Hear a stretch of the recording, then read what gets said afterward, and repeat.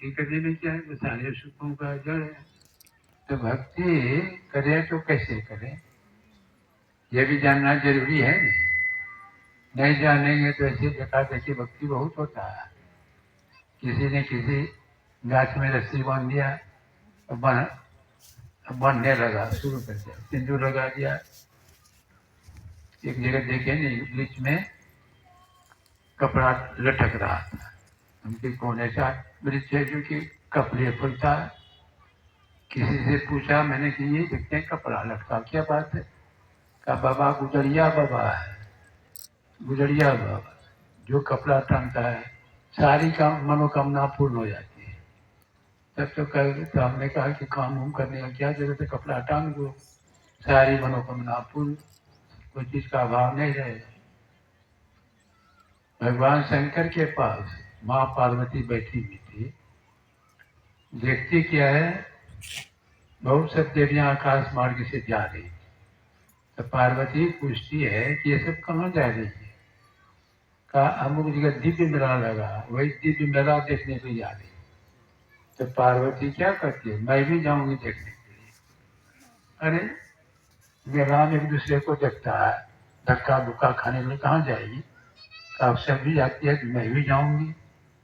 भगवान समझा रहे हैं, ये जिद कर रही है मैं सभी जाऊँ। अब चिड़ियाहट कैसा होता है, अब घर गृहस्थी वाले लोगों को पता होगा। चिड़ियाहट कहने की हमको ये चाहिए, चाहिए चाहिए तो चाहिए, आपको चाहे जैसे देना देना देना ही पड़ेगा। यदि नहीं दीजिए तो जल्दी पी करके मर जाती है। ऐसा सुनने में बहुत आता। पार्वती तो चिड़ियाहट हट कर बैठी। भगवान शंकर कहते हैं तब ठीक है, जाना चाहते हो तो जाओ, लेकिन एक तो भेड़ साथ में लेते जाओ। क्या भेड़ लेकर मैं क्या करूंगी?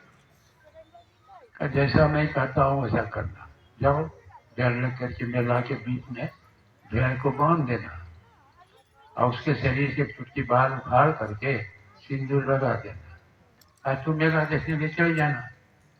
तो वही पार्वती भेड़ लेके जाती है मेला में। सब महोत्सव बहुत सब जने आते, तो सोचने लगी कि पार्वती भेड़ लेकर आई है मेला देखने के। सब चारों तरफ से घेर के खड़ी हो गई। पार्वती एक चुटकी बाल उखाड़ करके सिंदूर लगाकर चली गई मेला देखने। और सब जितनी देवियां थी सब सोचने लगा ये भी पूजा का कोई ढंग है। सब एक चुटकी बाल उखाड़े सिंदूर लगा गए, एक चुटकी बाल उखाड़े सिंदूर लगा गए। शरीर का सारा बाल उखड़ गया, सारा शरीर लालिए था। पार्वती जब आई नहीं, देखते कि एक भी बाल है, तबियत लालिए लाल। भेड़ लेकर के वहां भगवान के पास आती है। भगवान कहते हैं समझ गई क्या? ऋषि का नाम है भेड़िया दशाम भक्ति। इसी का नाम है भेड़िया दशाम भक्ति। भेड़िया दशाम भक्ति बहुत प्रचलित है। अभी जो प्रसंग पढ़ के सुनाया गया सबरी माई का प्रसंग, किसकी वाणी थी? भगवान की वाणी। भगवान ने सबरी माई को ऐसा कहा कि सबरी तू मेरे को देख दर्शन कर लिया, अब कुछ नहीं करना पड़ेगा, ऐसा कहा। कहते हैं प्रथम जाओ संतों के पास जाओ। मूर्ख के पास पढ़ने में को जाता है, जो पढ़ा लिखा उसी के पास जाता है। भगवान भेज रहे हैं संतों के पास जाओ। ऐसे नहीं शुरू कर दिए, कुछ से कुछ करते रहिए जिंदगी भर, कुछ लाभ नहीं होगा, कोई लाभ नहीं होगा। मूर्ख के पास जाइए पढ़ने के, कभी पढ़ने को।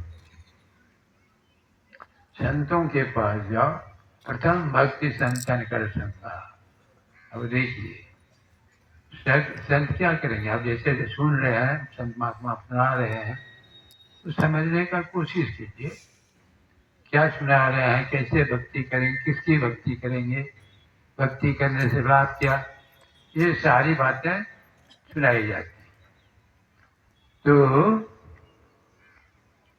सुन रहे हैं तो समझने का कोशिश कीजिए, और समझ में आ जाए तो कीजिए, बिना समझे मुझे नहीं करना, बेकार व्यर्थ परिश्रम जाएगा।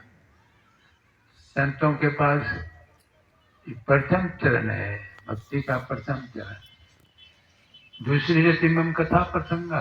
अब देखिए कथा आए, प्रथम जो है चरण